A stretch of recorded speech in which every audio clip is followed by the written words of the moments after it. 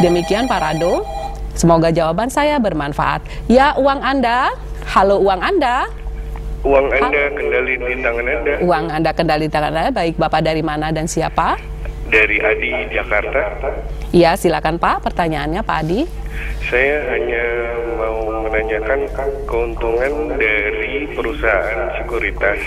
Iya. Kalau kita tadi dijelaskan bahwa kalau mengalami kerugian, perusahaan itu seakan-akan juga mengalami kerugian.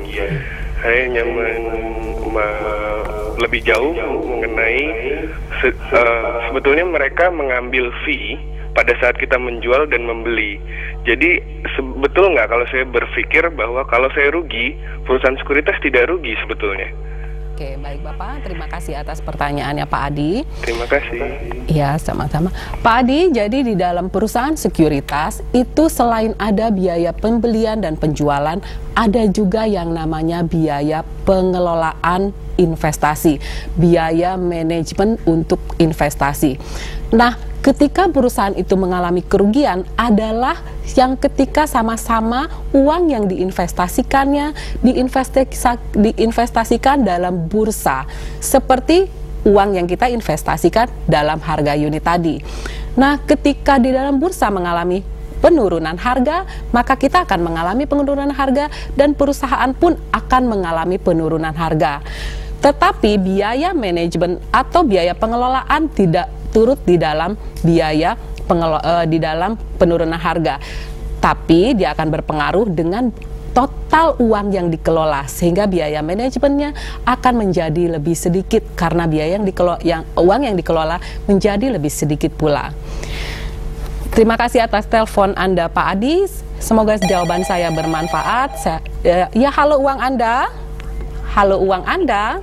Dari mana dan siapa? Iya, halo, silakan Pak. Ya, halo. Uang Anda tetap di kendali Anda. Iya, silakan. Iya, saya punya investasi di salah satu asuransi. Iya. Salah satu asuransinya adalah asuransi jaminan jiwa 1962. Besaran dan investasinya adalah 50 juta. Iya. Yang sampai sekarang asuransi tersebut ternyata dilikuidasi oleh pemerintah. Iya. Dan uang yang 50 juta itu ternyata sulit untuk dikembalikan ke saya gitu. Makasih, Pak.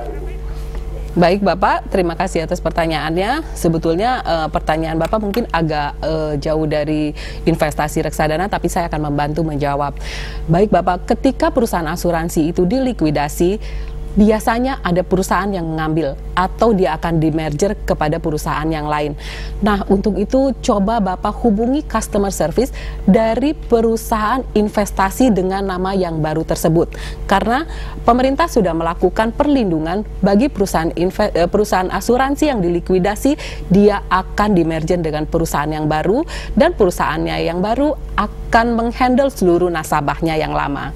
Demikian jawaban saya, semoga bermanfaat untuk Pak Sastra. Ya, uang Anda silakan. Halo uang Anda. Halo. Iya, silakan. Dari mana dan di mana? Dengan Rosti di Padang. Iya, silakan pertanyaannya. Pertanyaan gini, kemarin saya lihat di BRI ada produk sukuk. Iya. Nah, saya pengen tahu sukuk itu apakah seperti reksadana? Nah, kalau saya mau reksadana, terus bagusnya lewat apa gitu? Oke, Ibu, baik, saya bisa. Iya. Ya, menurut Ibu, apakah sukuk itu sama dengan reksadana? Nah, Ibu, sukuk adalah obligasi syariah, namanya sukuk. Jadi Ibu bisa berinvestasi di sukuk tersebut. Namun obligasi yang dijual di bank mempunyai ketentuan waktu tertentu, biasanya selama 3 tahun.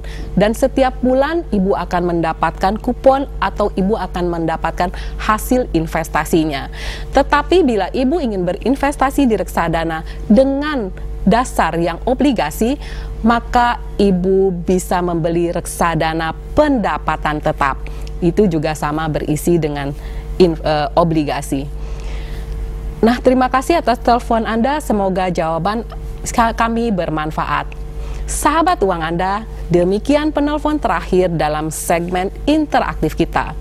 Untuk Anda yang belum berkesempatan menelpon ke studio, silahkan menghubungi Uang Anda via email info@uanganda.or.id.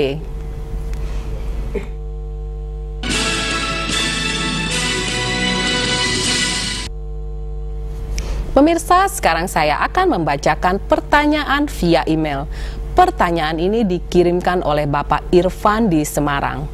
Saya ingin mengetahui lebih jauh jenis investasi dalam reksadana. Baiklah Pak Irfan, yang pertama adalah jenis reksadana pasar uang.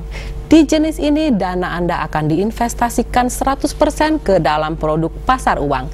Misalnya deposito, sertifikat Bank Indonesia, atau obligasi jangka pendek yang jatuh temponya kurang dari 1 tahun. Karena ditempatkan pada instrumen yang konservatif, jumlah keuntungan yang diperoleh relatif lebih kecil daripada produk reksadana lainnya. Jangka waktu investasi di bawah 1 tahun dan boleh untuk jangka panjang. Yang kedua adalah reksadana pendapatan tetap. Di sini dana Anda akan diinvestasikan ke dalam instrumen obligasi atau surat hutang dan sertifikat Bank Indonesia dengan porsi yang berbeda dari reksadana pasar uang. Karena sifat obligasi atau surat hutang yang konservatif dan fluktuasi harganya tidak terlalu tinggi, kemungkinan rugi yang disebabkan oleh penurunan nilai obligasi dalam jangka panjang sangat kecil. Tidak akan sebesar kerugian reksadana saham. Jangka waktu investasi 1-3 tahun. Dan yang ketiga adalah reksadana campuran. Di sini manajer investasi akan menginvestasikan uang Anda ke dalam instrumen saham dan obligasi secara berimbang. Resiko berinvestasi di reksadana jenis ini lebih besar daripada di reksadana pendapatan tetap, tetapi lebih kecil daripada di reksadana saham. Begitu pula imbal hasilnya. Jangka waktu investasi disarankan di atas 3 tahun. Dan yang terakhir adalah reksadana saham.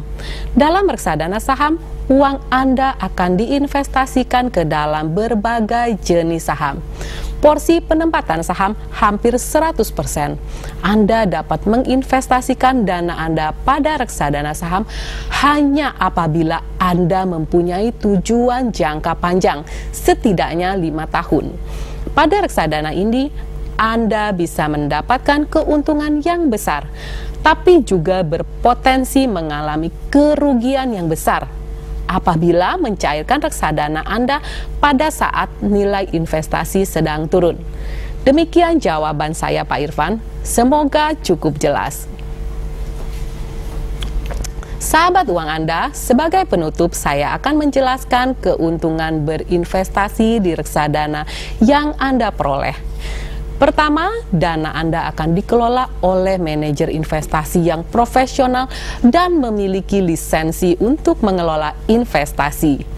Yang kedua, diversifikasi reksadana diinvestasikan ke dalam berbagai instrumen efek yang tujuannya adalah untuk membesar keuntungan dan memperkecil resiko. Dan yang ketiga, reksadana bersifat liquid. Anda bisa mencairkan reksadana Anda ke dalam rekening tabungan setiap hari kerja, ditambah beberapa hari untuk proses pencairan sampai di rekening Anda. Dan yang terakhir, minimum investasi dimulai Rp200.000. Sahabat uang Anda, demikianlah uang Anda episode kali ini. Mudah-mudahan penjelasan saya dapat membantu Anda mengelola keuangan dengan lebih baik lagi. Bila Anda ingin mengajukan pertanyaan, kritik maupun saran, silakan kirim ke alamat email kami info@uanganda.or.id atau bergabung dengan grup Uang Anda di Facebook dengan alamat Uang Anda atau follow kami di Twitter di @uanganda. Kami akan memberikan souvenir bagi setiap penanya yang mengirimkan pertanyaan yang menarik. Saya Rina Dewi Lina, sampai jumpa lagi di hari dan jam yang sama hanya di TVRI.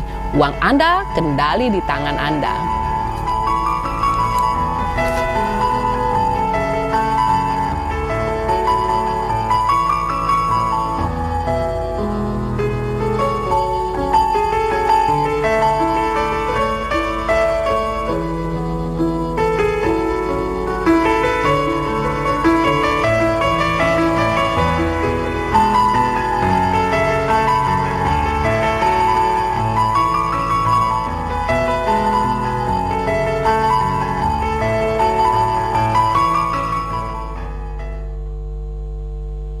Acara ini dipersembahkan oleh